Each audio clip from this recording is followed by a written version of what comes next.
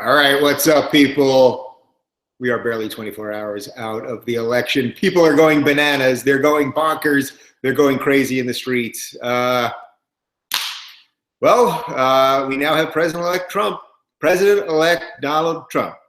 Try to think back to 2 years ago, 5 years ago, 10 years ago, 20 years ago. For those of you a little older, Donald Trump is going to be the president of the United States. That is the situation that we're in at the moment. Oh my God. All right. So there's so much to talk about here. People really are going completely crazy. I actually think that there's a lot of good that can come out of this. There's going to be a huge freaking mess for a while. There's a strange feeling in the country right now, which we knew was coming, whether Clinton won or Trump won. You know, as I said yesterday, it was sort of like we've all just been like fucking basically for a year. And then we had the climax was yesterday, and now we're all just like, it's after, and we're looking at each other like, oh shit, now what? All right, so here's what we're gonna do. I've got Amira monitoring the comments here on YouTube. As always, if you are a patron member and you comment in Patreon, you will get preferential treatment, but I'll do a little Q&A. I'll share my thoughts. Look, my overriding thought, and I said this to everyone that would listen to me in LA privately when I was at parties here and talking to friends and family that were calling me the last couple of weeks. I was saying, and I said it, I think I said it on Rogan the day before the election, and I certainly said it in some of these live streams.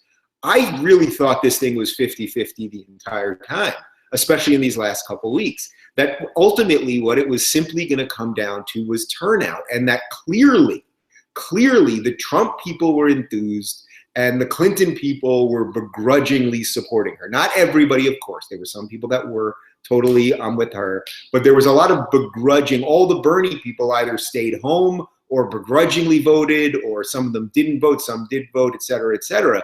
So there was just, so really you knew it was going to come down to turnout. And, you know, for me, because I do this show and I'm online and I'm on Twitter and Facebook and all that, and I see the types of interactions out there, I saw a tremendous amount of enthusiasm for Trump, and plenty of people when I would call Trump out on stuff would give me shit for things, but I saw a lot of enthusiasm there and very little for Clinton. Now the X factor is that it's hard to actually figure out what does online traction mean. What does sending 1,000 Pepes and Harambes, does that actually mean you're going to vote? Well, I guess the answer that we found out is that there is some value there, that when Trump was drawing these massive, massive crowds, even if the polls showed he was down by a little bit, there was some value to those massive crowds. So the polling, it seems like the pollsters are out of business. I've been saying for months these polls were meaningless because Trump was bringing in a whole group of new people. I don't have a landline. I haven't had a landline in 20 years, probably, or at least 15 years. And they poll people on landlines. And it just, the whole system seems antiquated. So first off, I want to start with just the absolute positive that I think whether you're a Trump supporter watching this, or you're a Hillary supporter, or a Gary Johnson supporter, or you're an anarchist, or you're waiting for the zombie invasion, I think we're all going to agree on this part, which is regardless of what you think about Trump, the big win in America yesterday was that the mainstream media is crumbling fast. And the alternate voices, and I like to believe that I'm one of them, but some of these voices that are cracking through the bullshit, this prepackaged nonsense where you watch super delegates like Donna Brazil pretend they're analysts, and people like Paul Begala, who is a consultant for a Hillary super PAC, pretending they're analysts, and plenty of Trump people doing it too, and it's all on both sides. You have former George W. Bush, officials that are on CNN, all of that bullshit that we've all become so aware of. That cracked last night. And look, the mainstream media has been crumbling for a while and online media has been rising. I think this election got its complete parity. And I think starting today, I think we're actually now taking the lead. Now they're going to hit back hard. There's no doubt about it. They're not going to give up easily. They still have, a huge amount of the money and resources. We're a little independent show here that's basically funded by the 3,000 of you that join us on Patreon every month. But we're growing fast, and that's awesome. But there are other people like us that are doing cool stuff in the online space. Again, people, whether I disagree with them or agree with them or not, it's irrelevant. Shapiro and Crowder and a whole bunch of other people. So So that to me is the main takeaway. Forgetting the politics for a second, the media thing has been rattled. Now, by the way, I like to quote Ben Parker, Peter Parker's uncle, with great power comes great responsibility. And the media, the mainstream media has had great power for a long time. And they forgot the responsibility part. They forgot that they were supposed to be guarding the republic, that they were supposed to be the fourth estate watching the people in power, the politicians, and making sure that they weren't doing shady shit. Instead, the media started aiding and abetting them. Now, look, I'm just one guy. I tell you guys what I think. I do the best I can, and I try to have some standard of integrity when I'm doing it. But the risk, of course, with now fully trusting online media is I don't have to say who, but there's a plenty of shitty online media too. So now we've got a whole new set of noise and people, and you got to decipher some truth in that. So I think deciphering truth through the noise is going to be one of the real challenges for all of us moving ahead. And I fully include myself in that because I have to figure out what I believe too. I have to figure out what are reputable sources and things like that. By the way, if you didn't see my interview with David Sirota, who I think is just fantastic, who this entire election was calling out all the bullshit and got a ton of shit for it. I highly recommend you did. I think we posted that last Monday. So, okay, so Amira's here. She's monitoring the comments. So she's going to give me some comments, preferential treatment to anyone on Patreon first.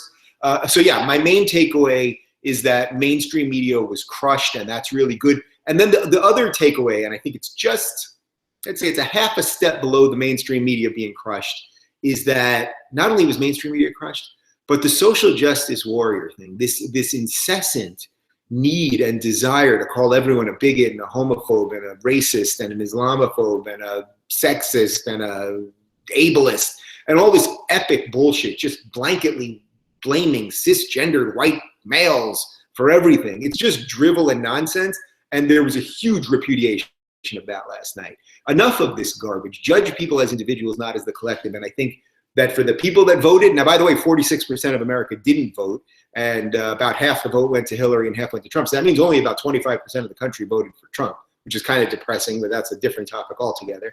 That all said, the people voted against this bullshit, these fake cries of screaming all this stuff. And again, that doesn't mean real racism doesn't exist. It doesn't mean real bigotry and xenophobia doesn't exist. But we have to address that as such, and not by blanketly calling everyone we disagree with one of those nonsensical buzzwords that crush conversation. So, all right, so I'm going to go to Amira on some questions. I'm happy to talk about anything as always. And all right, here we go. And by the way, guys, we still know YouTube has confirmed there is some sort of bug on our channel. That's what they're telling us. So our videos aren't going out to our entire feed. So if you can share this, if you can like it, get it on your YouTube feed or tweet it or whatever else, you'll help us overcome the magical bug that, by the way, is hitting some other free speech channels like Prager University, who I just shot a video for, and Gad Sad and a couple others. Okay. What do you think with third-party blaming that's taking place after the election? Somebody asked about the third-party blaming. I haven't heard too much third-party blaming actually today, but there is some. Look, Gary Johnson, I think, got only 1.7%. Someone can correct me on that if I'm wrong. I think 1.7%, and Jill Stein didn't even get that much. So it didn't have much of a dent. Now, the election was pretty close in terms of numbers because Hillary actually got more popular vote than Trump did. So he got 3%? Okay, so then still. Stein got 1. What's that? And Jill Stein got 1. Okay, so Gary Johnson got 3. Jill Stein got 1. So they didn't make a huge dent. That's sort of standard third-party dent. You guys, at this point, I'm pretty sure you guys all know my feelings about Gary Johnson. I wanted a libertarian to be in this to make the case for libertarianism, make the case for limited government, for low taxes, for strong defense so you don't have to use it, for the role of government to actually be discussed. He unfortunately just wasn't a great standard bearer for that cause, and I think actually did damage to the libertarian cause by not being good. But I hope they'll be able to regroup and get some libertarian and classical liberal ideas focused on the individual and the economy.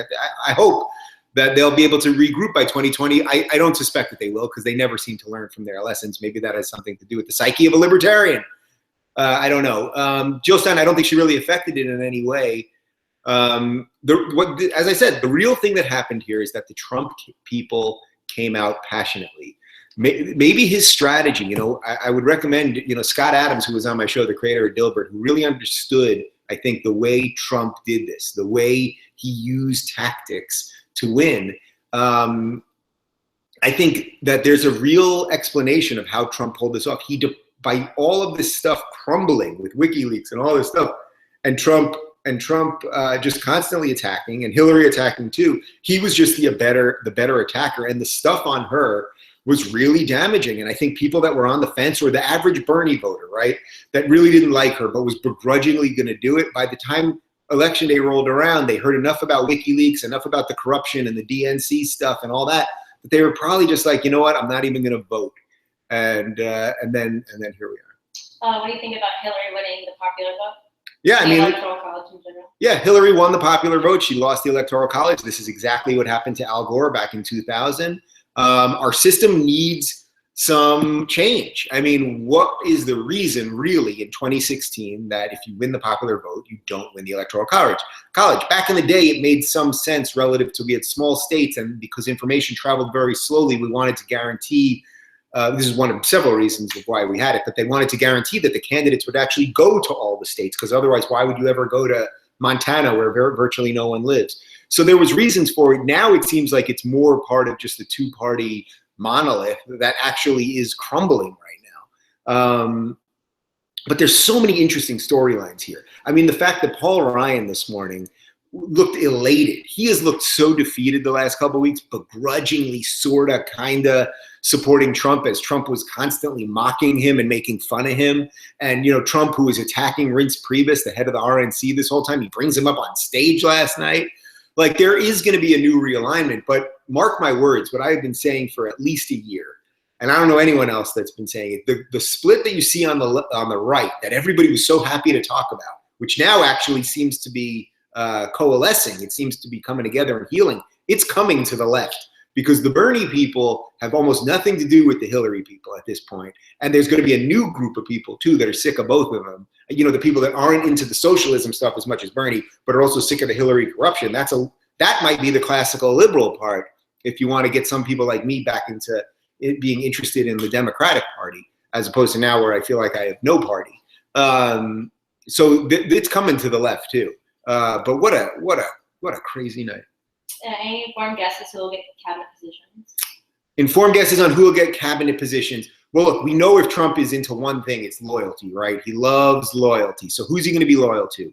I would guess that Rudy Giuliani is probably going to be Attorney General. I know that sounds scary to some people. And, you know, over the last year, and especially his speech at the RNC was so over the top and ridiculous. I do remember my great-grandparents and my grandma lived in New York City for virtually their whole lives. And when I was a kid, we used to go into New York City before pre-Giuliani, when Dinkins was the mayor and towards the end of Koch. So I'm talking like mid-'80s, early 90s. And I remember how dirty and disgusting the city was, and Times Square was gross, and there were drugs everywhere and all that stuff. And I remember thinking as a kid, I would never want to live in New York City. It was gross. Giuliani came in and cleaned up that city. You may not like him for this, that, or the other thing, but he did clean up the city. So he obviously did a good job during 9/11. Let's put aside some of the rhetoric since then. You know, he also really did a lot to defeat organized crime in New York. So he could be an interesting attorney general, I think. I think that Secretary of State could maybe go to a guy like John Bolton, who I think is a pretty decent guy. And again, when I'm talking about these people, just to be clear, I don't agree with every little thing about all of them. John Bolton, if you can't picture him, he looks a little bit like a walrus, has a very bushy mustache. He was the United States representative to the UN under George W. Bush. Strikes me as a pretty decent, principled guy. He was going to run for president this time around, but decided not to. I think Chris Christie will get something. Maybe Chris Christie could be attorney general instead of Giuliani, because he was a former prosecutor. Who else? Yeah, I mean, you know that maybe the guy like Ben Carson is going to get something, and maybe a Fiorina. Maybe he even uses Ted Cruz in a way, maybe for Supreme Court. I mean, which I would not be happy with. But anyway, I think you know that he's loyal and he's going to pick his own people. Hopefully, he doesn't pick Trump family members for everything. Seen a lot of people in here that are living in blue areas who are saying people are basically rioting. Someone works in the Empire State Building and there's riots outside of his building right now. Yeah. People saying that, you know, people are unfriending people if you voted for Trump, don't even listen to it. Is that making it worse or better? Or how can these sensible people deal with this. Yeah. So the crux of it was that some of you guys are seeing some rioting and fighting, and somebody mentioned that they're in the Empire State Building right now, and there's riots. What's that? I think they can hear. Oh, they can hear you. Okay. I just like paraphrasing. Okay, you know what I mean? So what can you do about? Oh, and then, all the people that are defriending Trump people on Facebook and all this stuff. This is the worst thing you can possibly do. It is so important to hear from people that think different things than you. Follow people on Twitter that you agree with and that you disagree with. If you lose a friend because of politics, I mentioned this a couple weeks ago, but for this election, my like four of my good old, I'm one of the four, so three other guys of my good old childhood friends. One of them my best friend since I'm 4 years old. One of them I met in 3rd grade, and one of them I met in, I think, 6th grade. We've been on this group text. One of them's a hardcore progressive. One of them is I thought was always a Democrat who became a Republican during this election cycle and a huge Trump supporter, a doctor in Texas who isn't happy with Obamacare. And one of them is completely apolitical and became a Trump supporter in the course of this whole thing. But one's a progressive, and then you have me as the classic liberal. And we had such a spectacular text argument, fight, fun, memeing each other fiasco going on over the past year about this whole thing. And at times it got actually pretty testy and sometimes hostile, not me specifically. But at the end of this, even today we were texting, and it's like, we're all still friends. We're all still friends. Don't lose friends over politics. That's the most dangerous. That's where we start entering danger land in the United States, when we start losing friends over politics and family members, and you start being afraid to talk. One of the things I've noticed is that people don't want to talk politics at the dinner table anymore. We had some friends over for dinner, and it was like, I'm guilty of this one too. It was 2 or 3 days before the election, and we had a great time, and then everyone was like, so we should talk about the election, and all of us at once were like, 5 minutes, just that there. That's it. Now, this election was particularly insane, so it was like I hadn't seen these people in a while. I just didn't want to go down that rabbit hole. But we have to be willing to talk about these things. You have to be willing to sit across the table from someone that you disagree with and break bread with them. If you can't, then how do you think that peace ever comes between nations? How should Trump now ever try to negotiate with Harry Reid if you in your life can't sit across the table from somebody that voted for Trump or voted for Hillary? So we got to be better than them. And I really do think, Trump's speech last night was pretty good. It was pretty, there was a lot of reconciliation in there. It was pretty decent. And, the silver lining, if you think Trump is the next Hitler, or you think he's this narcissist egomaniac, or whatever you think he is, and it's very hard to tell what he truly is at the core. As I've said, I don't know what his moral center is. But if that's what you fear more than anything else, his speech last night was pretty solid. And don't forget, this guy likes being liked. He likes being popular, and he likes winning. So he has a lot of pressure to now do good things for America. Maybe he actually will rebuild our infrastructure. Maybe he will renegotiate some of these trade deals and bring some jobs back here. So I think I hope, and by the way, Obama's speech this morning was spectacular, talking about the transition of power and that we have to have a smooth transition and that we have to give this guy a chance and all that stuff. So let's see, you know what I mean? Like, if it had been Hillary right now, all the left would be demanding that the right accept the results and move forward and, accept her mandate and all that. So now it happens to be the Trump one, and now the left is going to have to do the same thing. On a purely selfish note, I am kind of happy that all my regressive friends are really upset and whining and bitching, because they deserve it. They built this. Your best argument is that everyone's a bigot and a racist. Guess what? This is your mess. It's on you. Are celebrities realizing they don't rule people? Well, that one. I'm not repeating all these, but are celebrities realizing that they don't rule all people? I hope so.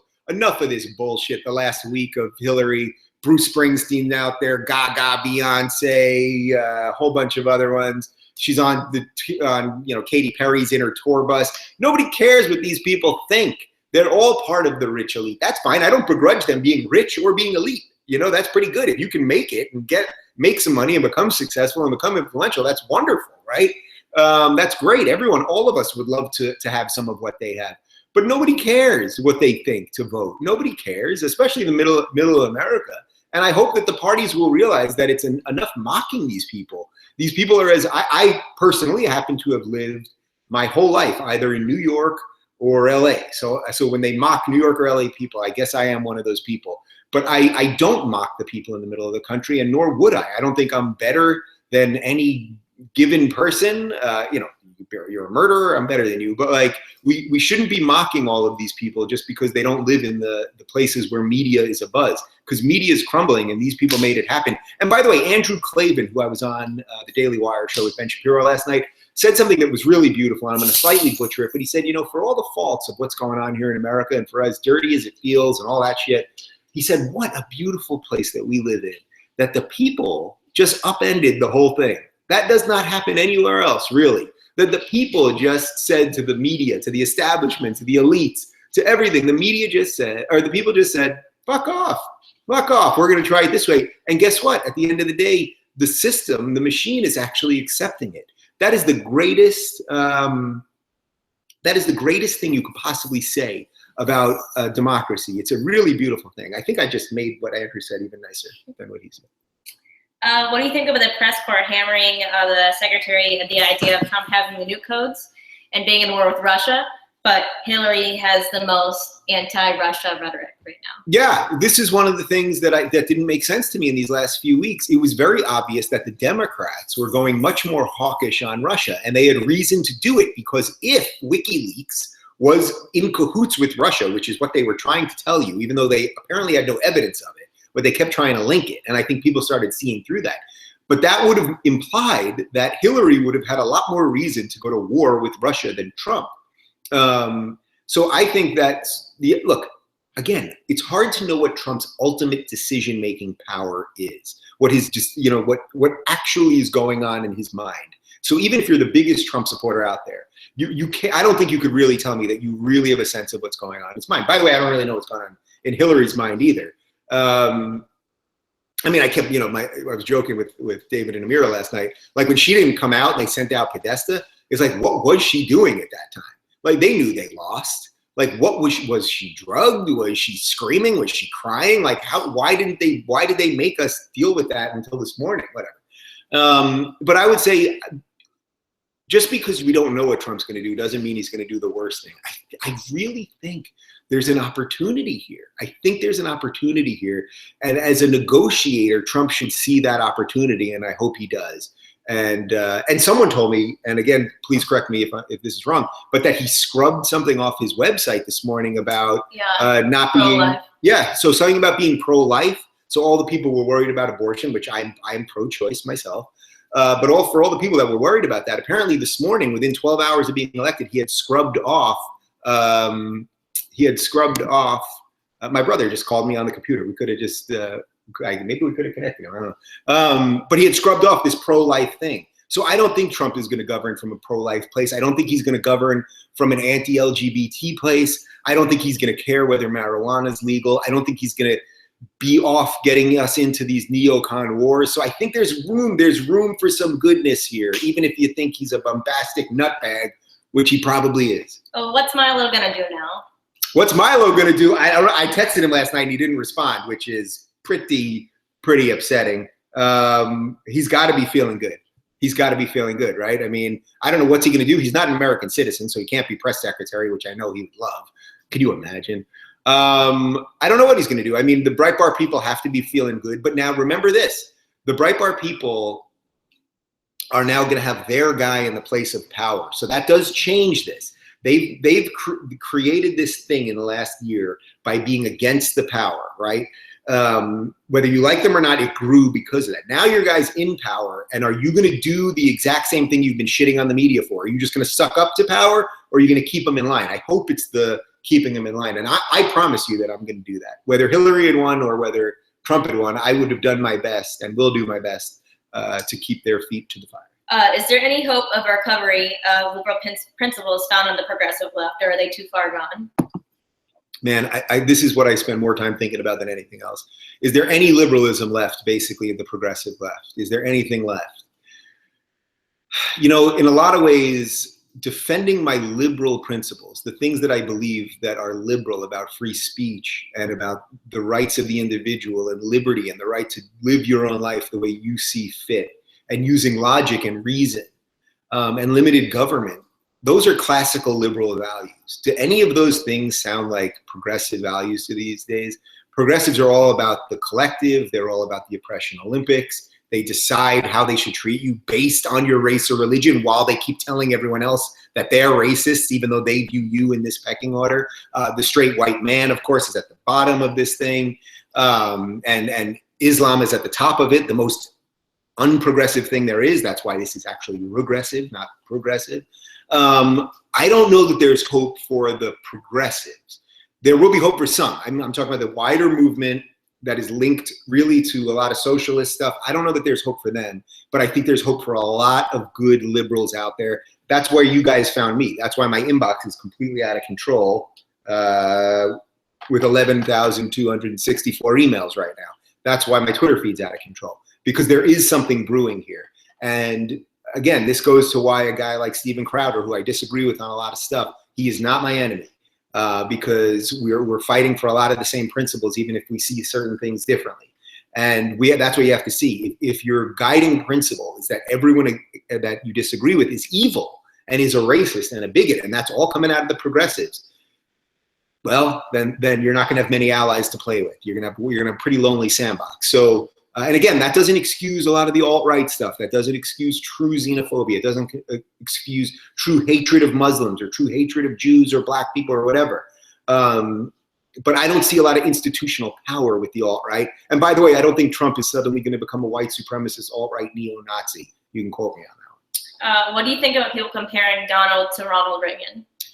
People comparing Donald to Ronald Reagan. I think if this thing goes in the best way that it can go, that would be it would be the ultimate political, it would be the ultimate story of modern politics, or even modern everything, modern modernism. It would be everything. If he could really now say, I pulled this off, I used every trick in the book to do it. I talked about Little Marco and Lion Ted and Crooked Hillary, and I lied about this, and I said the president wasn't from America, and blah, blah, blah, blah, blah. But then when I got power, I decided to do some good. I decided to build roads and fix infrastructure and fix the economy and fix our trade deals and not take us to wars and not base my decisions on religion. That would be the greatest freaking thing ever. There is actually an opportunity for that here. I say this to you as a liberal. So if Donald Trump, if you're watching this, and I hope you'll come on my show one day, and I hope your people will be brave enough to let you do it, because guess what? You're going to actually be questioned by the press now. And the press is going to hate you. And you know what? What's interesting here is, if one thing, ironically, Donald Trump in a weird way has saved the press. I just talked about how the mainstream media is crumbling, but now the media is going to all turn and hate Trump. So they'll actually be doing their job again. If it had been Hillary, they would have loved her, because they clearly loved her so far. Clinton News Network. Look what's going on in the New York Times. But now they'll have to hate him, and that's good, because the press should be adversarial to people in power. That's how you keep them honest. But I think there really is an opportunity for him to do something actually incredible here, and we'll see. We'll see if he does it. That's the part we don't know, is what will guide him now. What will be the guiding principles? Will it be what he talked about in his speech yesterday, or will it be more of the stuff where he goes to his worst self? He's won now, so he has an incredible opportunity here. Someone is pointing out that Donald Trump just never had it written that he was pro-life on his website. So somebody's saying that he never had written that he was pro-life on his website.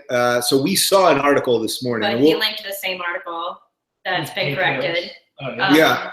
I don't know. Okay, so it's all right. It's a little unclear. We saw an article earlier on pathos.com that Trump had taken down this pro-life thing. But I stand by my reasoning either way. I don't think he will govern from a pro-life place. I think that the Christian conservatives actually, who backed him to the tilt here, may realize that he used them as much as they used him. They used him to get power again, and he may have used them just sort of like he used the alt-right people to just get in power. And now he actually, I think, is much more of a centrist. I think he's much more of a Democrat in a lot of respects, and he was a Democrat earlier in his life. And I think he may have just used them just as easily. Twitter just suspended Clint Eastwood's account. So Twitter just suspended Clint Eastwood's account. So that's a thing. You know, I should mention, all right, so we'll find out about that in a second. It's like literally suspended. Clint Eastwood has been suspended from Twitter. Wow. Can someone get a Make My Day meme up on my Twitter account for me, please? Wow. Twitter has suspended Clint Eastwood. Yeah, why? Like Clint Eastwood. By the way, you know, if you want to see a place that Clint Eastwood, a lot of people don't know this. He was the mayor of a town in Northern Cali called Carmel. It's called Carmel by the Sea. It is a really lovely little vacation resort with a lot of very wealthy people. I spent one night there on the way up to Sonoma for my wedding last year, and they're doing some good stuff there. So he must have done okay there. I don't know, what did he do? Did he call the chair? I think it's like Pepe. It's Pepe, and wow. He tweeted, "Come on, Florida, come to Pepe." Come to Pepe. Drain the swamp. Drain the swamp. So he did a lot. Wow. I mean, it looks supporting Trump. Okay, so this is a real issue. Look, they got rid of Milo. We've talked about that already. But this idea that it's clearly political what they're doing. It's clearly political.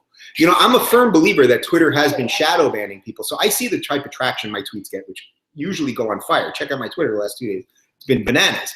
But I really do believe, because I see suddenly for weeks on end, I won't see a tweet from Ayaan Hirsi Ali or Sam Harris or Ali Rizvi. Or even Lalo, I don't see his tweets anymore. Lalo Degashi, you guys know I'm friends with a few other people. I suddenly just don't see their tweets anymore. So I really do think they've shadow banned us to kind of put us all in our own little lanes to help quash some of our influence. So I don't have any specific evidence about that. I have been told by someone that has a pretty good connection to Twitter that is going down.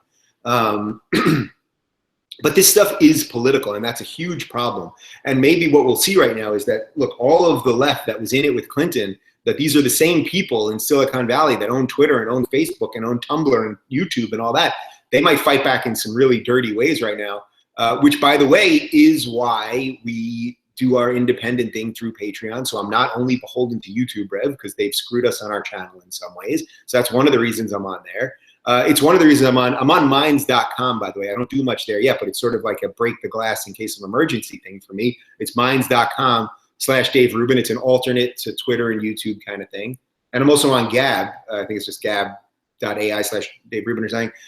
Because they could come crashing down on all of us that are gaining influence right now. People are also saying this isn't a real Eastwood account, but the other people are saying it is a real Eastwood account. So I don't know. All right, it's very unclear what's happening with Clint Eastwood, but may our thoughts be with good old Clint Eastwood. All right, what else do we got? Why is the internet so confusing? Yeah, what else do we got? We have, do you agree Citizens United is a moot point because money bought nothing in this election? That's an interesting one. Do I agree that Citizens United is a moot point because money bought nothing this time? You know, that's the irony of Trump. So look at all the things that through him happened that the left should love. Money in politics became less. The person with much less money in the campaign process, even though he's got a lot of money privately, although we haven't seen his taxes, he won, right? He's not a neocon. He doesn't talk about nation building. He wants to bring some of our military back. He's not beholden to the Christian conservatives. Everyone knows he's not a Christian conservative. As I said, I don't think he really cares about the social things like abortion or gay marriage. These are all things. My plumber's here. The dog's gonna freak out for a little bit. She's been on edge, you know. So we moved, and you know, we're building the home studio over there. We got electricians and plumbers and all kinds of people coming. But actually, he's going to be jumping in the room over here. So I think maybe we're going to wrap this up for now because we've only been going half an hour. But yeah, we've only been going a half an hour. But you know what? For the rest of the week, I'm going to jump on intermittently and do these just because there's obviously a lot to talk about with you guys, and there's so much unfolding at once, and it's cathartic for everybody to talk about all this stuff. Anyway, so thanks for watching as always, and we'll do it again. And you know, I got to deal with it. I'm not a plumber myself. I have limited skills at the plumbing department. All right, ciao, guys.